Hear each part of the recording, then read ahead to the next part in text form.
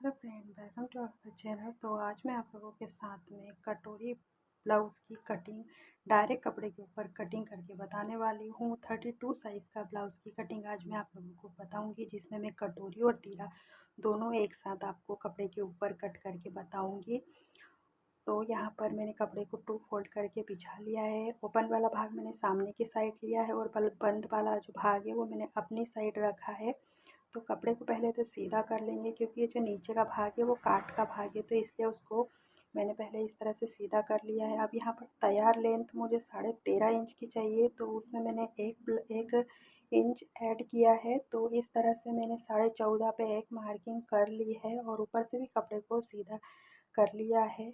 Line draw करने के बाद में यहाँ पर हम 1.5 इंच का इस तरह से एक मार्किंग कर लेंगे और अब इसको हम सीधी लाइन ड्रॉ कर देंगे। अब बाकी की जो मार्किंग हम करने वाले हैं तो वो हमको ये 1.5 इंच को छोड़ते हुए ही बाकी की मार्किंग करेंगे, क्योंकि ये जो 1.5 इंच हमने छोड़ा है वो कटोरी के लिए छोड़ा है। तो यहाँ पर मैंने 5 इंच पे एक मैंने निशान लगाया है। शोल्डर 5 इंच का लिया है, क्योंकि 32 साइज का ब्लाउज़ है तो शोल्डर 5 इंच का लिया है। और जो हमारा आर्म होल है वो भी मैंने 5 इंच पर ही लिया है। इस तरह से 5 इंच का हमको शोल्डर ले लेना है और 5 इंच का ही आर्म होल लेना है। जितना शोल्डर लेंगे आप उतना ही आपको आर्म होल भी लेना है। अब यहाँ पर 32 साइज़ का ब्लाउज़ की कटिंग बता रही हूँ मैं आपको। तो 32 को डिवाइड करेंगे 4 से, तो 32 डिवाइडेड 4 इज़ इक्वल टू 8। तो यहाँ पर 8 पर एक निशान लगा लेंगे। 8 पर निशान लगाने के बाद में यहाँ पर 1.5 इंच में लूजिंग का ऐड कर रही हूँ। इस तरह से इतना करने के बाद में अब नीचे यहाँ पर अब हम चेस्ट के बाद में अब हम कमर का मार्किंग कर लेंगे। तो कमर है हमारी 28 की, तो कमर की भी जो मार्किंग हम करेंगे तो वो भी हमको 1.5 इंच छोड़ते हुए करना है। 7 इंच लिया है मैंने, उसमें प्लस 1.5 इंच एक्स्ट्रा लिया है लूजिंग के लिए।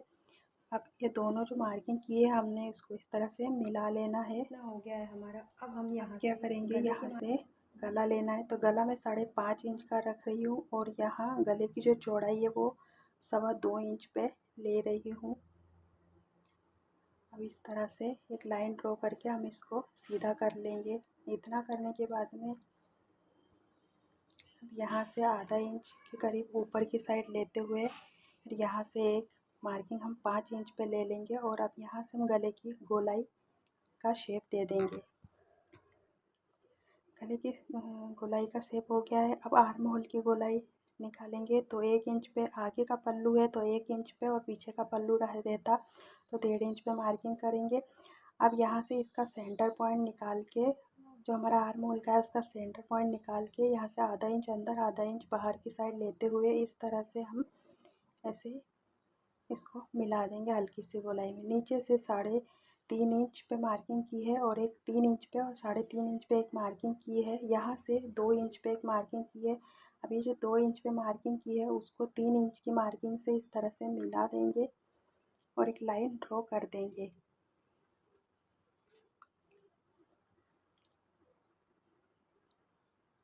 यहाँ से 3 इंच पे एक मार्किंग करेंगे और यहाँ आधा इंच को ऐड, जो हमने 1.5 इंच लिया था उसको हम ऐड करते हुए इस तरह से अब यहाँ इसका सेंटर पॉइंट निकालेंगे। ये हमारा जो कटोरी का टक्स पॉइंट होता है उसके लिए ले रहे हैं हम। तो 7.5 इंच आ रहा है। 7.5 इंच का हमने सेंटर पॉइंट निकाला है।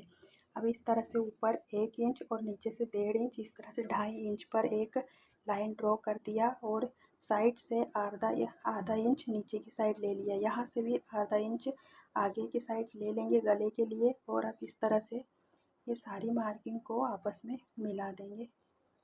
इसको भी आपस में इस तरह से मिला दीजिए। इतना हो गया है। अब यहाँ एक लाइन ड्रॉ करेंगे और अब यहाँ इस तरह से 2.5 इंच पे एक मार्किंग करेंगे कटोरी के लिए और अब ये जो 5 इंच का हमने निशान लगाया था उसको ये जो लाइन ड्रॉ की है इसके साथ में मिला देंगे। कटोरी की गोलाई हो गई है हमारी। अब इसको हम काट लेंगे।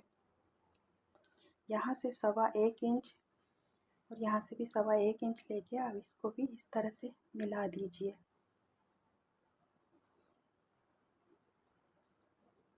ये हो गई हमारी सीधी कपड़े के ऊपर ड्राफ्टिंग। आई होप सो आपको वीडियो पसंद आया होगा। Bye bye.